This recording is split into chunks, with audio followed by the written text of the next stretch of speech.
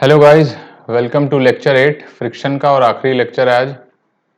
पिछले वाले लेक्चर में हम लोग ऑब्जेक्टिव क्वेश्चन डिस्कस कर चुके हैं। तो इस लेक्चर में हम लोग कुछ सब्जेक्टिव क्वेश्चंस डिस्कस करेंगे, सेलेक्टिव वंस जो मुझे अच्छे लगे। बाकी मैंने काफ़ी variety of questions already class lectures में डिस्कस कर चुका हूँ मैं, तो रिपीट करने का कोई पॉइंट नहीं बनता। तो ये कुछ मुझे अलग क्वेश्चन दिख रहे थे, 4-5 मैंने पिक किए हैं CV से, तो उनको ही डिस्कस करने वाले हैं इस लेक्चर में। ठीक है, तो लेट स्टार्ट। फर्स्ट क्वेश्चन, और ये है क्वेश्चन नंबर 21। क्वेश्चन क्या कह रहा था? फ्रिक्शन कोफिशिएंट बिटवीन बोर्ड, मतलब कि ये board, and the floor shown in figure is mu, मतलब यहां पे म्यू दिया हुआ है। Find the maximum force that the man can exert on the rope, ठीक है, so that the board does not slip on the floor. ठीक है, सपोज करिए मैन इसे F4 से खींचता है। ठीक है, सपोज दैट मैन इसको F4 से खींचता है, तो ये बड़ा लाजमी है कि इसमें टेंशन डेवलप होगा, और न्यूटन्स थर्ड लॉ से उतना ही टेंशन डेवलप होगा जितना कि मैन ये फोर्स लगा रहा होगा। तो इसमें हर जगह ये टेंशन डेवलप हो जाएगा। ठीक है, वही टेंशन यहाँ पे भी होगा। ठीक, अब आपको बताना है इस फोर्स की maximum value so that the board does not slip. ठीक है, बोर्ड स्लिप नहीं कर रहा है, उस कंडीशन के लिए आपको फोर्स की मैक्सिमम वैल्यू बतानी है। तो क्या करिए, आप सबसे पहले मैन की FBD बना लीजिए।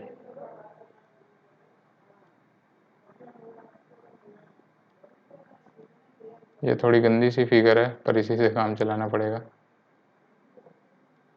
तो मैन ने इस पे फोर्स F लगाया था, तो स्ट्रिंग उतना ही टेंशन T डेवलप करेगी। तो सबसे पहले तो आपको ये लिखना पड़ेगा कि T is equal to F। अब इस पे ऊपर की तरफ टेंशन T लगेगा। ठीक है, ये मैन पे एक नॉर्मल रिएक्शन N लग रहा होगा। ठीक है, let's call this as N1, क्योंकि एक नॉर्मल यहाँ भी लगेगा। ठीक है, let's call this as N1। इसके बाद इस मैन का मास होगा M कैपिटल G। ठीक है, बस इसके अलावा और कोई फोर्स नहीं दिया हुआ है। ठीक है, तो मैन की FBD से हमें क्या मिल सकता है? मैन की FBD से हमें मिल सकता है T plus N1 is equal to mg। तो यहां से हमें कुछ खास इक्वेशंस नहीं मिली। ठीक है, अब हम बनाते हैं मैन प्लस बोर्ड की FBD जो हमारे काम की होगी। ठीक है, तो सपोज करिए ये आपका बोर्ड है,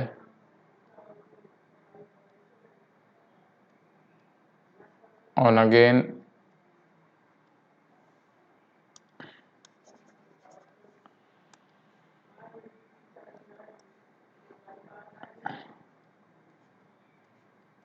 ये मैन हो गया।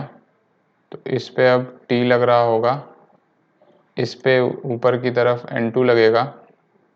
ठीक है, इस पे इधर टेंशन लगेगा, और क्योंकि इस पे इधर टेंशन लगेगा तो इसको बैलेंस करने के लिए इधर FR लगेगा। ठीक है, ग्राउंड इस पे इधर FR लगाएगा। अब जो इक्वेशंस आपको लिखनी होंगी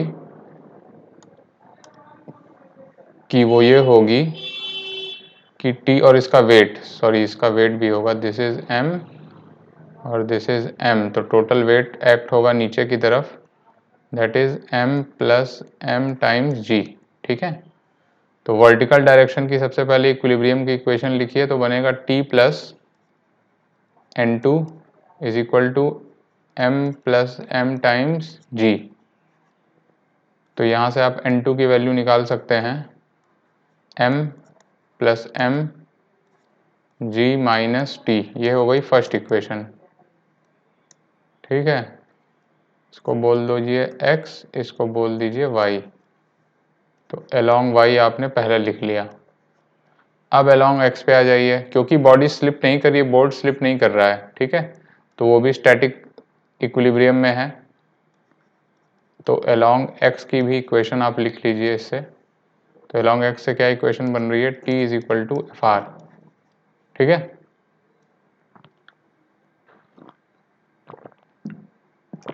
अब सबसे पहले हम लोगों ने यही लिखा था कि t की वैल्यू f के बराबर होगी, तो यहां से आप लिख सकते हैं f is equal to F R. ठीक है, and for no slipping F R should be less than equal to F R max. ठीक है, ये आपका friction required should be less than the friction available is maximum friction. ठीक है, तो ये आपका फ्रिक्शन अवेलेबल है और ये फ्रिक्शन रिक्वायर्ड है, तो friction required should be less than F R max.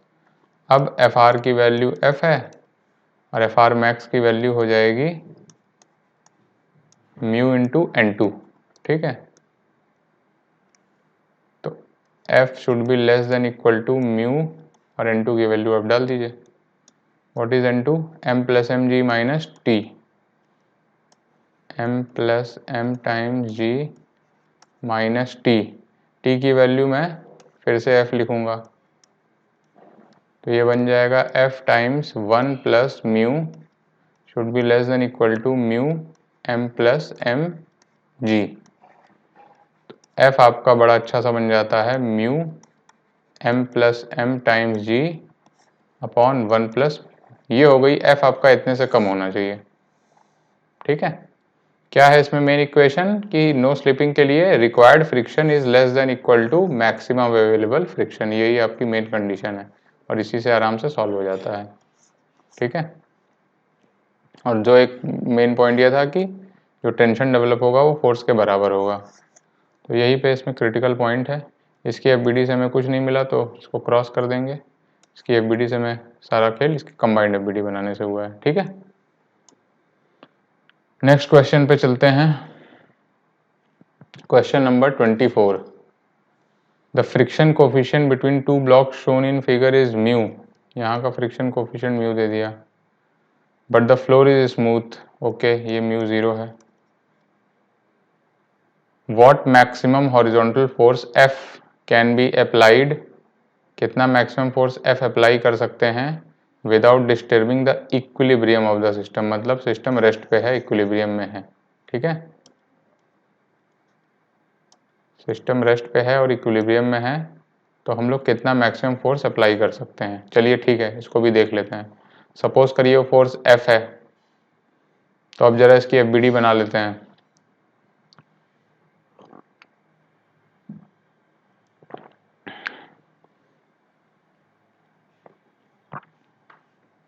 ठीक है, सपोज करिए स्ट्रिंग में टेंशन T डेवलप हुआ है। अब स्ट्रिंग में अगर टेंशन T डेवलप हुआ है तो इस पे फ्रिक्शन पीछे ही लग रहा होगा। ठीक है, तभी ये इक्विलिब्रियम में रह सकता है और इस पे लाजमी है कि फ्रिक्शन आगे लगेगा। ठीक है, तो सबसे पहले मैं बनाऊंगा combined FBD. Right, combined FBD हमें पहले बना लेना चाहिए क्योंकि सिस्टम इक्विलिब्रियम में दिया हुआ है। This is m plus M, इस डायरेक्शन में फोर्स है F और इस डायरेक्शन में T और इस डायरेक्शन में भी 2T, तो बड़े प्यार से हमारा आ जाएगा F is equal to 2T। ठीक है, T is equal to F/2, ये मेरी फर्स्ट इक्वेशन बन गई। सेकंड अब बताओ किससे बनाएं। सेकंड नीचे वाले की एफबीडी से बना लेते हैं। नीचे वाले की एफबीडी बनाओ M। ठीक है,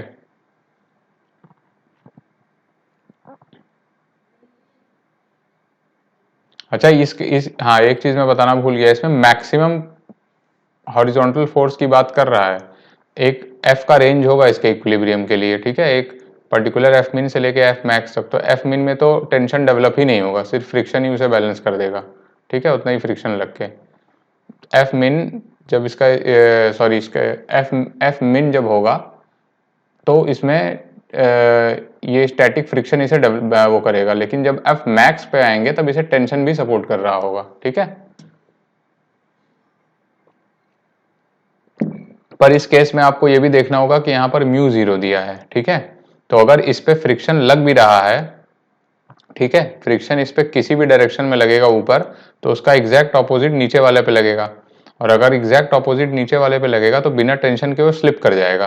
तो इस केस में आपका टेंशन डेवलप होगा ही होगा for equilibrium of the system. तो ये बड़ा इंपॉर्टेंट पॉइंट है, इसको लिख लीजिए। For equilibrium of system there has to be tension in string, there has to be tension in string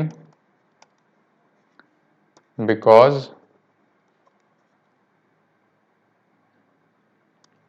friction, because इसको अगर μ2 बोल दें, बिकॉज μ2 इज इक्वल टू 0, ठीक है, क्योंकि पहले फ्रिक्शन लगता है फिर टेंशन लगता है, ठीक है। तो अगर फ्रिक्शन इस फोर्स को बैलेंस करना चाहेगा तो फ्रिक्शन लगेगा, और फिर फ्रिक्शन अगर लगेगा तो ये मास रेस्ट पे नहीं रह पाएगा अनलेस एंड अनटिल इस पर टेंशन एक्ट हो रहा हो, ठीक है। तो ये बड़ा इंपॉर्टेंट पॉइंट है इसमें कि सपोज करिए अगर फ्रिक्शन नहीं होता तो ये सिस्टम रेस्ट पे नहीं रह पाता, ठीक है, ये वाला ब्लॉक स्लिप कर जाता नीचे। तो अब हम बड़े वाले एम की एफबीडी बनाते हैं, तो इस पे इधर टी लगाएंगे, ठीक, और इस पे इधर आपने एफ आर लगाया हुआ है, बस यहाँ पर फ्रिक्शन 0 है, म्यू इक्वल टू 0। तो यहाँ से क्या इक्वेशन बनेगी, F R equal to T, फिर यहाँ पर वही इक्वेशन लिख दीजिए आप, यहाँ से एक नॉर्मल जा रहा होगा, ठीक है,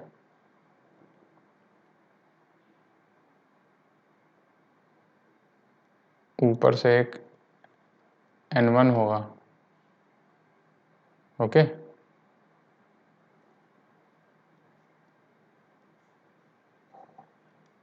छोटे वाले m की बात करें तो ये N1 होगा और उसका mg होगा।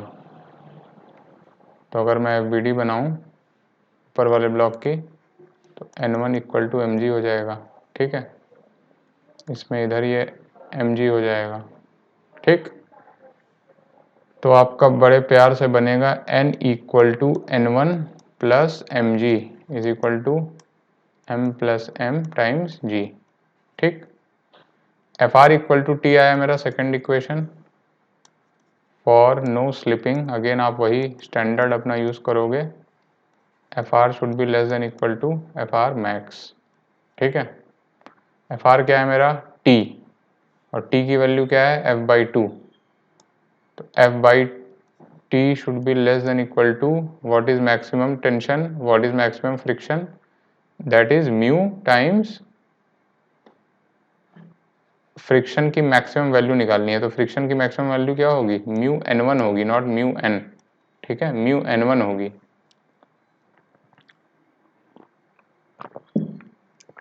क्योंकि ये फ्रिक्शन इन दोनों ब्लॉक के बीच का है, तो इन दोनों नॉर्मल के बीच में जो नॉर्मल एक्ट हो रहा है वो निकालना पड़ेगा आपको। तो mu n1 is mu mg implies T की वैल्यू मैं f बाई टू डाल देता हूँ, should be less than equal to mu mg, f should be less than equal to 2 mu mg। ये हमारा बड़ा प्यार से कंडीशन बन जाता है। क्या खेल था इसमें, यही खेल था बस, F R is less than equal to F R max, फिर बाकी वैल्यू सब्स्टिट्यूशन है, ओके। लेकिन इसमें सेकंड पार्ट भी है, और वो कह रहे हैं suppose the horizontal force applied is double that of found in part A. अब बोल रहे हैं एक्सीलरेशन बताइए, F is equal to double है, इसका मतलब 4 म्यू mg है। तो कुछ इस टाइप का फिगर था क्या हमारा,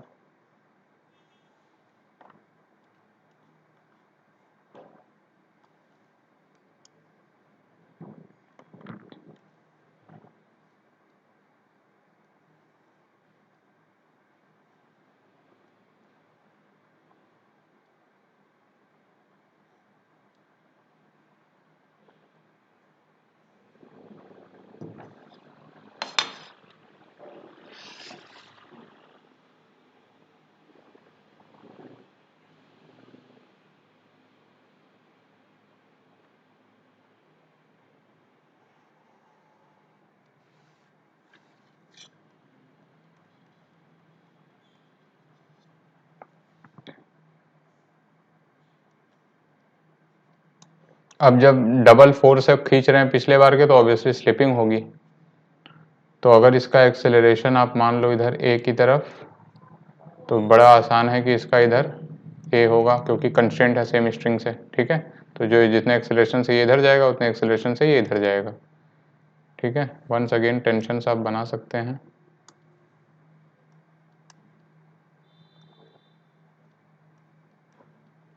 ठीक, this is your M, this is your capital M, यहाँ पर म्यू दिया हुआ है आपको। ठीक है, तो सबसे पहले ऊपर वाले मास की एफबीडी बना लेते हैं। अच्छा, इस पे इधर एफ आर भी लग रहा होगा। ठीक है, पीछे वाले में ये इधर एफ आर इस पे इधर, इस पे एफ आर इधर। ठीक है, तो अगर छोटे वाले ब्लॉक की बात करें,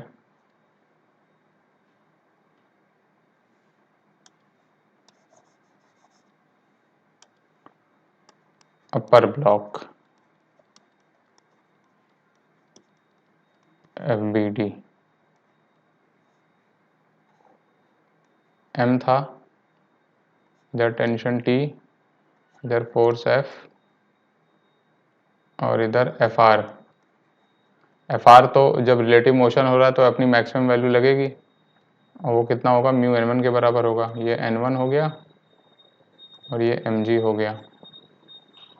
ठीक है, तो N one equal to M G हो जाएगा, एफ आर की वैल्यू हो जाएगी mu N one is equal to mu M G, और एफ आपका दिया है 4 म्यू एम जी। आपने इधर एक्सेलरेशन ए माना हुआ है, तो लिख लीजिए F minus T is equal to M times A. ठीक, तो एफ की वैल्यू डाल दीजिए 4 mu M G minus T is equal to M A. ठीक है, सॉरी मैंने फ्रिक्शन इंक्लूड करना भूल गया।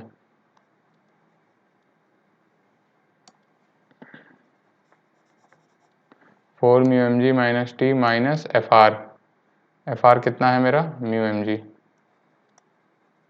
Is equal to M A. अब लोअर ब्लॉक की एफबीडी बनाते हैं,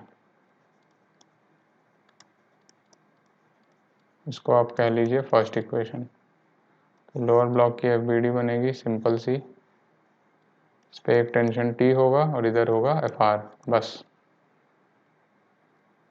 बाकी ये तो रहेगा ही। इसका एक्सेलरेशन हमने इधर ए माना है, तो क्या इक्वेशन बनेगी इसकी, T minus F R is equal to M times A. ये हो गई मेरी सेकंड इक्वेशन, या इसमें पहले एफ आर की वैल्यू सब्स्टिट्यूट कर देते हैं। T minus F R is mu M G is equal to M A. ठीक है, अब आप क्या करो, फर्स्ट और सेकंड को जोड़ दो, टेंशन एलिमिनेट हो जाएगा। फर्स्ट प्लस सेकंड, ये इम्प्लाई करेगा 4 mu M G minus mu M G is 3 mu M G, tension tension cancel, 3 mu M G minus mu M G is equal to M plus M times A. तो A कितना हो जाएगा, 2 mu M G on M plus M. ठीक है, ये answer हो जाएगा। ये दोनों बॉक्स का ऑर्डर डायरेक्शन में एक्सेलरेशन हो जाएगा, डायरेक्शन आपने यहाँ दिखा रखी है। तो ये फेयरली इजी क्वेश्चंस था, चलते हैं डिफिकल्ट क्वेश्चन पे।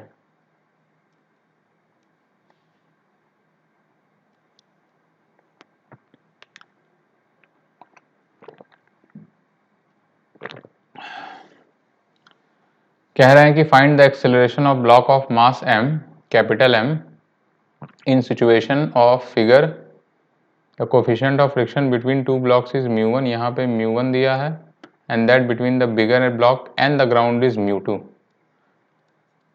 तो सबसे पहले अगर आप प्रॉब्लम को देखेंगे तो क्या होगा कि अगर ये ब्लॉक चल रहा होगा तो क्योंकि ये ब्लॉक कंस्ट्रेंट है इस पर स्लाइड करने के लिए, तो जब ये ब्लॉक आगे पीछे चलेगा तो ये छोटा वाला ब्लॉक इस पे स्लाइड होगा ऊपर नीचे, ठीक है, ये इनकी कंस्ट्रेंट है, ठीक। अब ये साथ में इसको पुश भी कर रहा होगा, तो मतलब अगर इसका एक्सेलरेशन इधर a1 है तो इस ब्लॉक का भी एक्सेलरेशन एक तो a1 होगा इसकी तरफ, और दूसरा ये इस स्ट्रिंग पे कंस्ट्रेंट होने की वजह से किसी एक्सेलरेशन a2 से नीचे भी स्लाइड कर रहा होगा। तो छोटे वाले मास के दो एक्सेलरेशंस होंगे, एक a1 इधर और एक a2 नीचे की तरफ, ठीक है, और बड़े वाले ब्लॉक का एक एक्सेलरेशन होगा a1, ठीक है। क्योंकि आप ऐसे सोचो कि अगर बड़ा वाला ब्लॉक जो है इधर कुछ डिस्टेंस चलेगा तो ये स्ट्रिंग इधर से ढीली होगी, ये ढीली होगी तो ये मास नीचे जाएगा, ठीक है। अब ये बड़ा वाला ब्लॉक अपने साथ इस छोटे वाले ब्लॉक को भी आगे ले जाएगा। अब क्योंकि ये स्ट्रिंग ढीली हुई थी स्ट्रिंग, तो ये वाला मास इफेक्टिवली आगे भी चल रहा है और नीचे भी जा रहा है, ठीक है। तो इसके दो एक्सेलरेशंस आएंगे। तो सबसे पहले हम टेंशन ट्रिक से ये निकालेंगे कि इनके एक्सेलरेशंस में रिलेशन क्या है, ठीक है। इसका एक्सेलरेशन अगर मैंने मान लिया a आगे की तरफ, और इसका एक्सेलरेशन तो एक a होगा ही होगा, और एक नीचे मैं मान लेता हूँ a प्राइम, ठीक है। तो अब टेंशन ट्रिक से मैं a और a प्राइम में रिलेशन निकालूंगा। तो देखो बड़े वाले ब्लॉक पे कौन कौन सा टेंशन है, एक इधर टेंशन T है, एक टेंशन यहाँ के थ्रू लग रहा होगा इस जॉइंट के थ्रू, और एक टेंशन यहाँ पे पास हो रहा होगा, ठीक है। और इस वाले पे तो एक टेंशन T ही है सिर्फ। तो बड़े वाले ब्लॉक के लिए मैं लिखूंगा एक T इधर और दूसरा T इधर, 2TA, क्योंकि ये T और एक्सेलरेशन तो 90 डिग्री है तो इनका डॉट प्रोडक्ट 0 हो जाएगा, इस टेंशन और इस एक, ठीक है। आप ऐसा इफेक्टिवली लिखना चाहते हो तो लिख लो दिस T और दिस T, इन दोनों को जोड़ के 2T times A cos of 0 plus 2 plus ये वाला T A cos 90, तो ये 0 हो जाएगा। प्लस अब छोटे वाले ब्लॉक के लिए, छोटे वाले ब्लॉक के लिए एक ही टेंशन T है, तो T और ये वाला acceleration A prime cos 180 plus T और ये वाला acceleration A cos 90 is equal to 0। तो क्या बनेगा 2TA, ये वाला टर्म 0 हो जाएगा, प्लस ये वाला टर्म 0 हो जाएगा, बचेगा ये minus T A prime is equal to 0, तो A प्राइम आ जाएगा 2A, ठीक है। तो हम कह सकते हैं कि इसका नीचे वाला एक्सेलरेशन 2A होगा, ये इधर A से जाएगा नीचे 2A से जाएगा। तो अब हमारी ये क्लियर हो गया कि अगर बड़े वाले ब्लॉक का एक्सेलरेशन A है आगे की तरफ, तो छोटा वाला ब्लॉक आगे की तरफ A से जाएगा और नीचे आएगा 2A से, ठीक है। ये हमारा कंस्ट्रेंट इक्वेशन हो गई टेंशन ट्रिक से। अब आगे की बात करते हैं।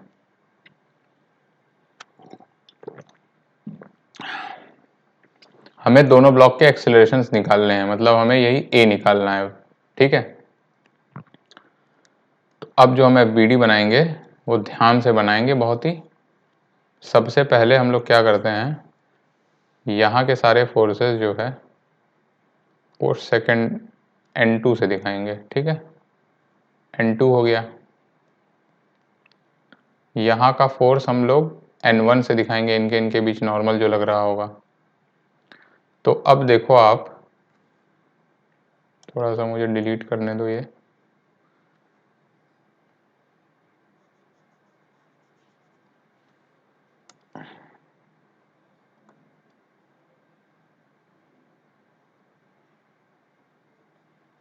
क्योंकि ये ब्लॉक इस पे नीचे स्लाइड कर रहा है तो ये वाला कांटेक्ट जो है इनके बीच का फ्रिक्शन इस पे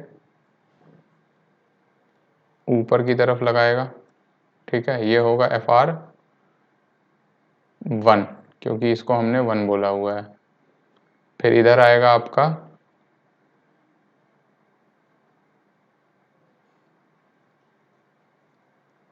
N1 का रिएक्शन होगा इनके बीच, इस पे इधर, ये इस पे इधर, ठीक है।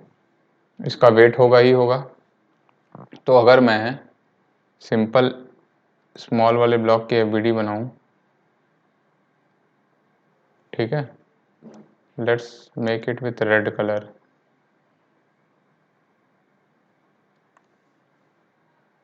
तो सबसे पहले इस पे एक mg का फोर्स लगेगा, ऊपर लगेगा टेंशन T, ठीक है, इधर से एक नॉर्मल रिएक्शन लग रहा होगा N1 और ऊपर एक फ्रिक्शन फोर्स लगेगा जिसकी वैल्यू होगी Fr1। बस, इसके अलावा कोई फोर्स है क्या? I don't think so. ठीक है, अब इसके दो एक्सेलरेशन होंगे, एक इधर A और एक इधर 2A। हम लोग सब चीज़ ग्राउंड फ्रेम के रेफरेंस में बनाएंगे, ठीक है, क्योंकि इसमें बेवजह सूडो फोर्स लगाने का कोई मतलब नहीं बनता है। कर सकते हैं आप, इस पे बैठ के भी इसकी एफबीडी बना सकते हैं, सेम रिजल्ट आएगा। ठीक है, तो इसकी इक्वेशंस लिखेंगे आप। अच्छा, Fr1 क्योंकि रिलेटिव मोशन हो रहा है तो Fr1 अपना मैक्सिमम वैल्यू लग रहा होगा, ठीक है, सिंस रिलेटिव मोशन है तो Fr1 की वैल्यू होगी म्यू टाइम्स N1। ठीक, तो सबसे पहले हॉरिजॉन्टल डायरेक्शन में लिखते हैं, N1 की वैल्यू हो जाएगी m टाइम्स A और वर्टिकल डायरेक्शन में T minus T plus Fr।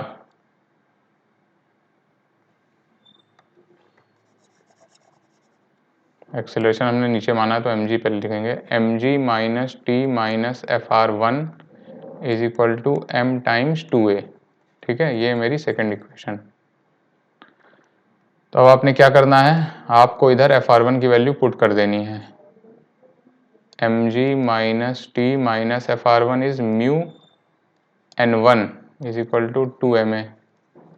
Further N1 की वैल्यू पुट कर दीजिए, तो mg minus T minus mu Ma is equal to 2Ma। ठीक है, तो अब यहाँ से बनेगा इक्वेशन कि mg minus T is equal to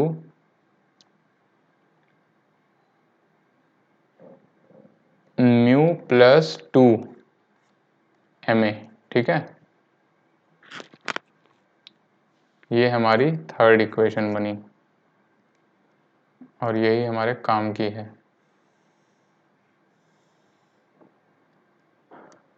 अब इसके बाद हम लोग बनाएंगे बड़े वाले ब्लॉक की एफबीडी। ठीक है, देखते हैं वो क्या बनेगी।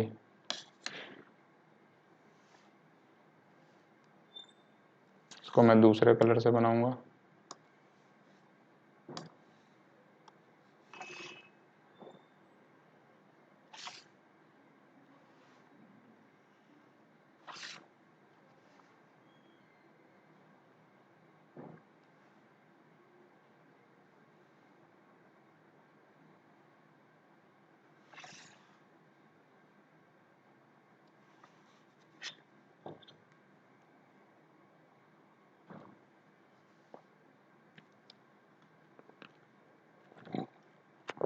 तो देखो कैसे होगा ये, लेट्स सी। सबसे पहले एक टेंशन नीचे इस ज्वाइंट के थ्रू, एक टेंशन राइट में, तो ये बना दीजिए आप, एक टेंशन नीचे एक टेंशन राइट में, फिर तीसरा टेंशन यहाँ से राइट में। ओके, तीसरा टेंशन यहाँ से राइट में। ठीक है, इसको मैं यहाँ दिखा देता हूँ।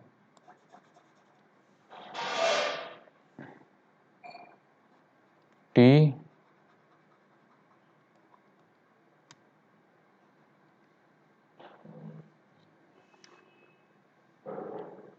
और ये भी टी। ठीक है, इधर भी टी लग गया।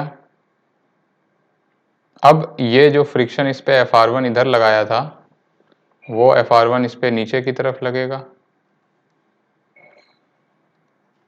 Fr1 इसने इस पे N1 लगाया था इधर, तो ये इस पे N1 लगाएगा इधर की तरफ।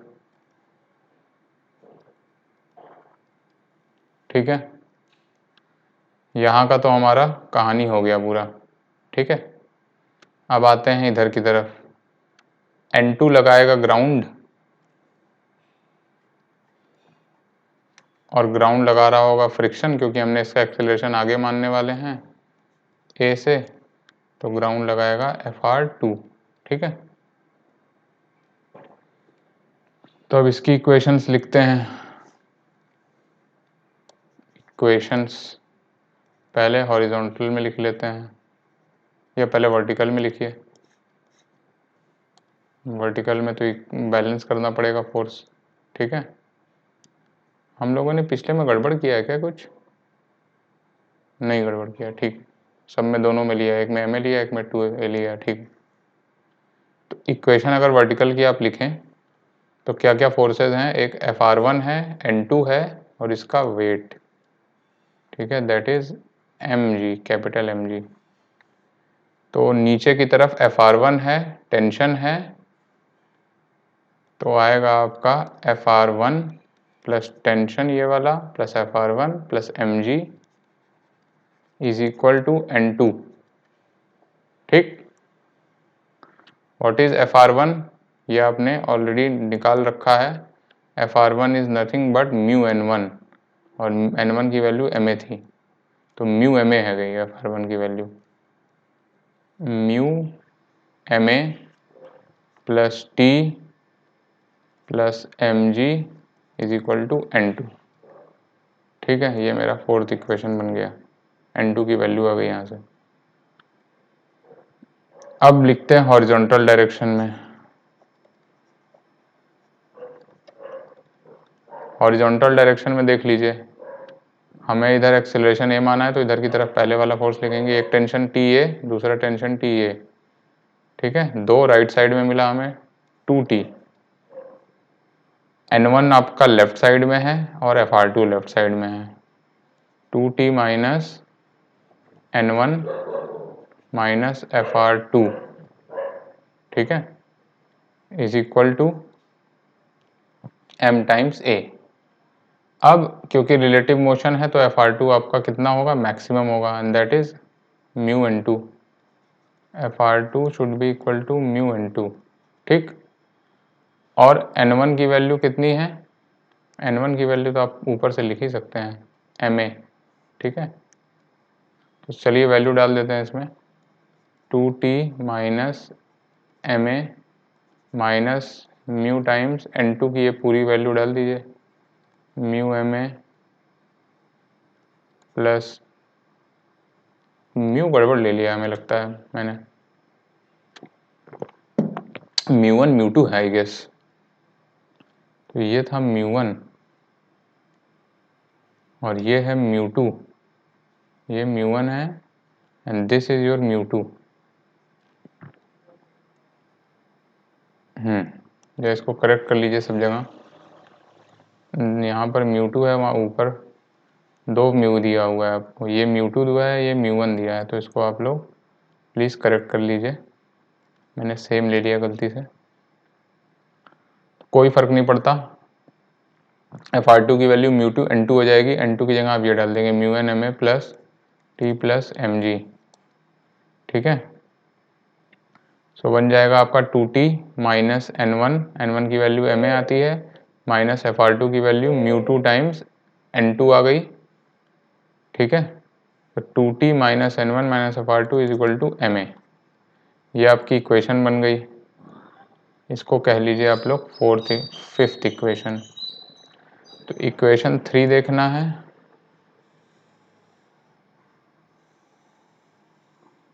और इक्वेशन 5 देखना है।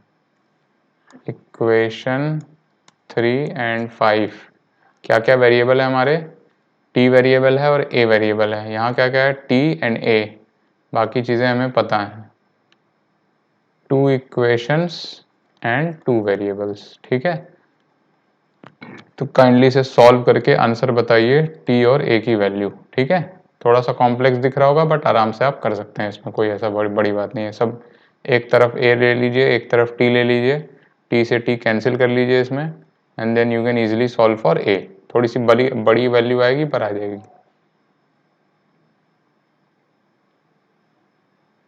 क्वेश्चन नंबर 30 पे आते हैं। A person 40 kg is managing to be rest between two vertical walls by pressing one wall A by his hand and feet and another wall B by his back. Assume that the friction coefficient between his body and the walls is 0.8 और limiting लग रहा है सब जगह। Show that the person pushes the 2 walls with equal force. भाई person की FBD बना लीजिए। सपोज करिए इसको N1 फोर्स से पुश कर रहा है, इधर N2 फोर्स से पुश कर रहा है। तो क्योंकि मैन इक्विलिब्रियम में है तो ये भी इसको N1 से फोर्स पुश करेगा और ये वॉल भी इसको N2 फोर्स से पुश करेगा। तो man in equilibrium N1 minus N2 has to be equal to 0। भाई N1 से अगर ये वॉल को पुश कर रहा है तो वॉल भी इसे N1 से पुश करेगा। सिमिलरली इस वॉल को N2 से पुश कर रहा है तो ये वॉल भी इसे N2 से पुश करेगा। ठीक है,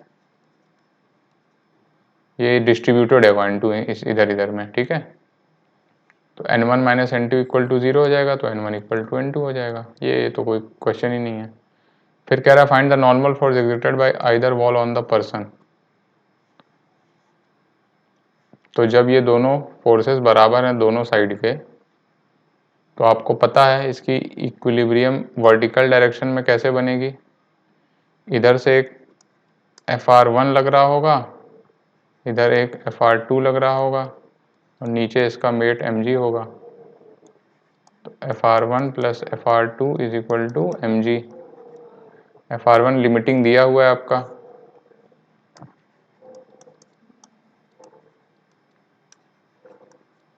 Fr2 is equal to mu times N2। बस आई होप आप सॉल्व कर सकते हैं इसे, फेयरली इजी है ये।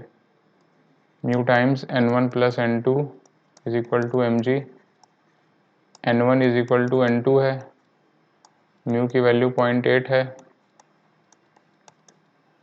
mg हो गया।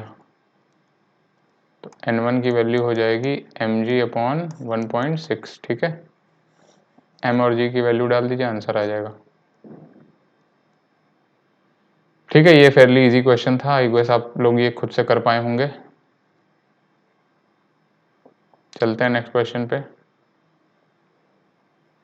ये शायद आज का आखिरी क्वेश्चन है। ठीक है, इसमें हमें बताना है कि figure shows a small block of mass m kept at a left end of a larger block of mass m। ठीक है, और इसकी लेंथ लंबाई दी है l।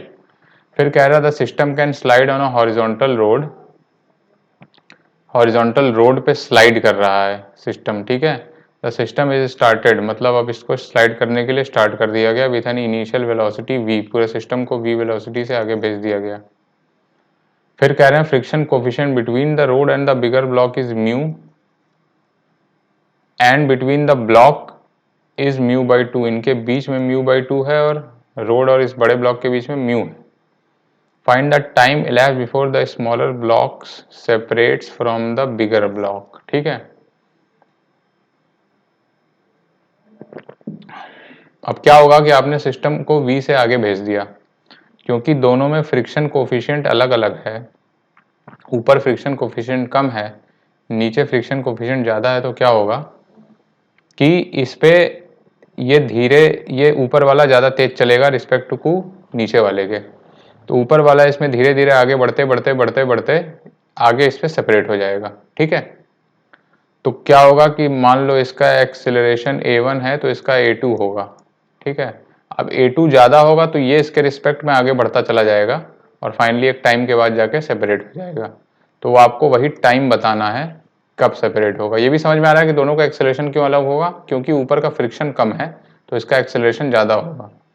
सिमिलरली इसका फ्रिक्शन ज़्यादा है, ठीक है, इसका फ्रिक्शन ज़्यादा है तो यहाँ पे एक्सेलरेशन कम होगा। अब इसमें एग्जैक्टली होगा क्या कि फ्रिक्शन रोकेगा दोनों को, तो एक्सेलरेशन तो आपका पीछे की डायरेक्शन में आएगा।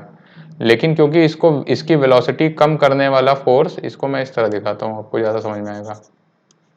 ऐसे समझो आप कि यहाँ पर फ्रिक्शन ज़्यादा है तो इस पे पीछे लगने वाला फोर्स F1 Fr1 और इस पे पीछे लगने वाला फोर्स Fr2। तो इनमें कुछ ऐसा रिलेशन होगा कि Fr2 आपका कम होगा Fr1 से, तो इसकी किसी भी पॉइंट पे वेलोसिटी ज़्यादा होगी इससे। ठीक है, मतलब Vm आपका ज़्यादा आएगा V कैपिटल M से, इसीलिए ये इस पे सेपरेट होगा। तो आपको वही टाइम बताना है। तो हम लोग चलते हैं सॉल्विंग की तरफ। सबसे पहले अब हम लोग इसमें एक्सेलरेशन मान लेते हैं, रैंडम हम लोग किसी भी डायरेक्शन में मान सकते हैं। चलो मैंने मान लिया आगे की तरफ a1 इसका, आगे की तरफ a2 इसका, ठीक है। अब रिलेटिव मोशन हमने मान लिया है। अब अलग अलग FBD बना लीजिए। देखो ये सिस्टम, ये जो ब्लॉक है ये स्लिप कर रहा है ग्राउंड पे आगे की तरफ A2 से, तो ग्राउंड इस पे लगाएगा पीछे की तरफ FR, let's call it FR1, ठीक है, नहीं FR2 बोलते हैं इसे। फिर ये ब्लॉक है, ये ब्लॉक जो है, क्योंकि हमें माना है ये आगे इस पे स्लाइड कर रहा है, इससे एक्सीलरेशन इसका ज़्यादा होगा, तो बड़ा वाला ब्लॉक इस पे लगाएगा FR1 पीछे, और ये छोटा वाला ब्लॉक इस पे लगाएगा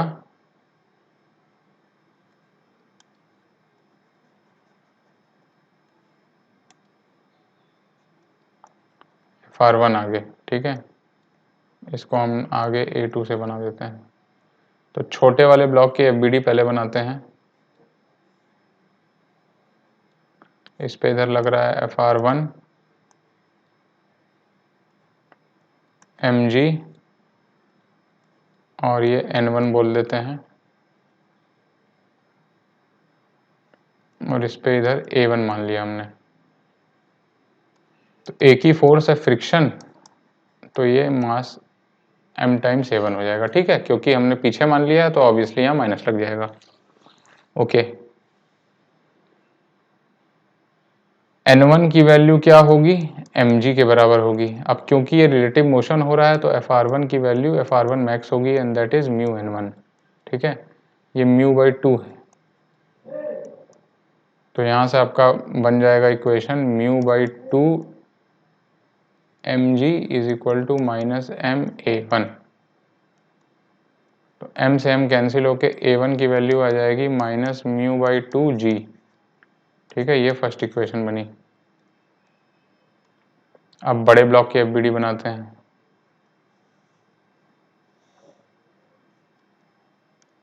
क्या क्या फोर्सेस हैं, इधर है FR1, इधर है FR2,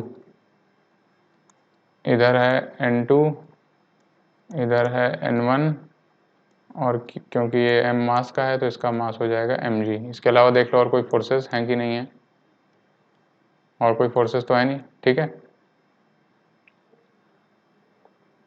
आगे हमने एक्सेलरेशन माना हुआ है A2 से, तो वर्टिकल डायरेक्शन में लिखो आप पहले N1 plus mg is equal to N2। N1 की वैल्यू ऊपर से सब्स्टिट्यूट कर दीजिए, mg plus mg is equal to N2, तो N2 की वैल्यू हो जाएगी m plus m times g, ठीक है। फिर हॉरिजॉन्टल डायरेक्शन में मैं लिखूंगा FR1 minus FR2 is equal to m times A2। FR1 की कितनी वैल्यू थी, μ/2 N1, तो ये बन जाएगा μ/2 N1 माइनस FR2 की कितनी वैल्यू होगी, म्यू N2, क्योंकि यहाँ का फ्रिक्शन कोफिशिएंट म्यू दिया हुआ है आपको, ये म्यू दिया है, ठीक है, ये म्यू, और यहाँ पे कौन सा नॉर्मल लग रहा है, N2 is equal to MA2। N1 और N2 की वैल्यू सब्स्टिट्यूट कर दीजिए, N2 की ये वैल्यू है, और N1 की क्या वैल्यू थी, N1 की वैल्यू mg थी, तो आ जाएगा μ/2 mg minus mu m plus mg is equal to MA2। तो A2 की वैल्यू हो जाएगी आपकी μ/2 m upon mg minus mu, sorry ये g बाहर है, m प्लस m g, ठीक है। कितनी हो जाएगी ये वैल्यू, m को कॉमन ले लीजिए, μ/2 mg माइनस म्यू mg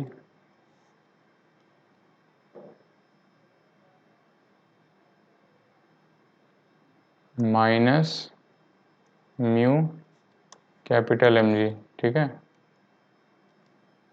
तो ये हो जाएगा minus mu M G minus mu by 2 M G upon capital M, ठीक है। ये बन गया मेरा A2।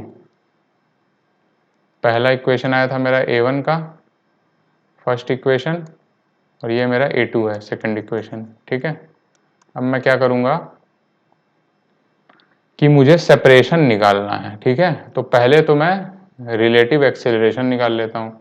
दोनों की रिलेटिव इनिशियल वेलोसिटी तो v है दोनों की, ठीक है। तो मैं रिलेटिव एक्सीलरेशन दोनों की इनिशियल वेलोसिटी v है, तो रिलेटिव वेलोसिटी कितनी हो गई 0। अब मैं रिलेटिव एक्सेलरेशन निकाल लेता हूँ इनिशियल, ठीक है। रिलेटिव एक्सेलरेशन कैसे निकलेगा वो भी निकाल लेते हैं हम लोग। रिलेटिव एक्सीलरेशन ऑफ ऑफ 1 या मास m बोलिए of m with respect to m, that is 1 with respect to 2 is equal to A1 minus A2। A relative हो गया आपका कितना,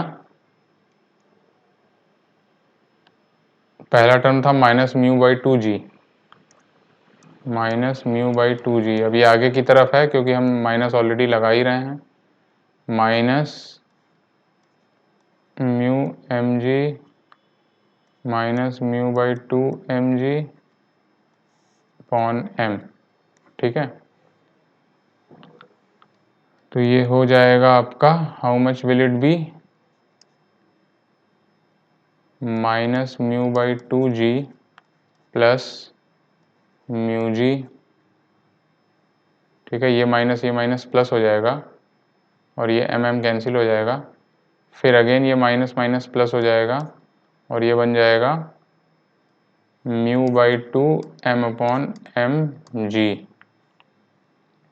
तो this will be mu G upon 2 plus mu by 2 m upon M G. तो क्या करिए आप, सबसे पहले म्यू जी अपॉन 2 कॉमन ले लो, तो 1 प्लस m अपॉन m बचता है, ठीक है। ये A रिलेटिव हो गया। अब दोनों ब्लॉक हैं ऐसे, A रिलेटिव का मतलब आपने इसको रेस्ट पे मान लिया, तो इसका एक्सेलरेशन आगे की तरफ A रिलेटिव हो गया। U दोनों का U1 is equal to we है, U2 is equal to we है, तो U रिलेटिव क्या होगा U1 माइनस U2 कितना हो जाएगा 0, तो U रिलेटिव इसका 0 हो गया। ये डिस्टेंस L दी है, तो आप सिंपली काइनेमेटिक्स की इक्वेशन लगा सकते हो, S is equal to U T plus half A T square, ठीक है।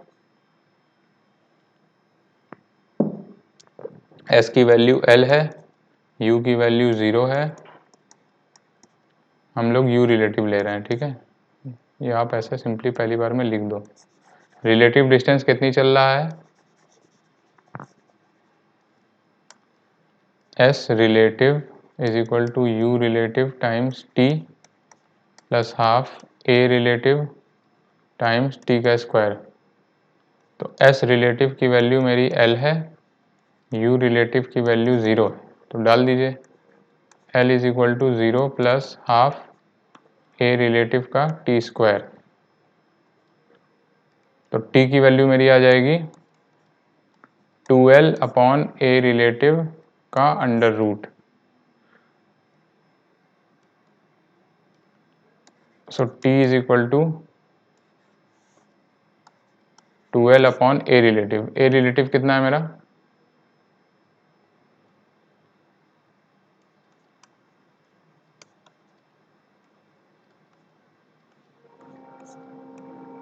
ठीक है। इसकी वैल्यू पुट कर दीजिए, mu G upon 2 mu G upon 2 m plus m upon capital M, ठीक है।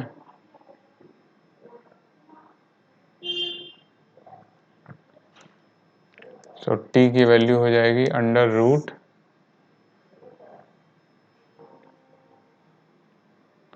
4ml upon mu G m plus, ठीक है, ये आपका आंसर हो जाएगा इसमें। ठीक है, इसमें ध्यान देना है आपको कि आपको इनका सेपरेशन निकालना है, दोनों मूव कर रहे होंगे अलग अलग एक्सीलरेशन से, एक में रिटार्डेशन कम होगा, एक में रिटार्डेशन पीछे की तरफ ज़्यादा होगा, तो आप इनका रिलेटिव एक्सीलरेशन निकालेंगे। जब रिलेटिव निकालेंगे तो आगे की तरफ छोटे वाले m का पॉजिटिव वैल्यू आएगा, जो आप यहाँ पे देख सकते हैं, ये रिलेटिव पॉजिटिव आया, हमने दोनों एक्सीलरेशन आगे माना था, इसका मतलब ये पॉजिटिव डायरेक्शन में आगे की तरफ आ रहा है, इसका मतलब इसके रिस्पेक्ट में ये आगे भागेगा इनिशियल वेलोसिटी 0 और इतने एक्सीलरेशन से, तो कितने टाइम में ये सेपरेट होगा, दैट यू कैन सॉल्व। ठीक है, तो ये आपका आंसर हो जाएगा। तो ये था आज का आखिरी क्वेश्चन। अब यहाँ पे हमारा फ्रिक्शन समाप्त होता है। नेक्स्ट लेक्चर से हम लोग सर्कुलर मोशन स्टार्ट करेंगे, जो कि बहुत इंटरेस्टिंग चैप्टर है, उसमें अलग कॉन्सेप्ट्स आएंगे। चलो बाय बाय।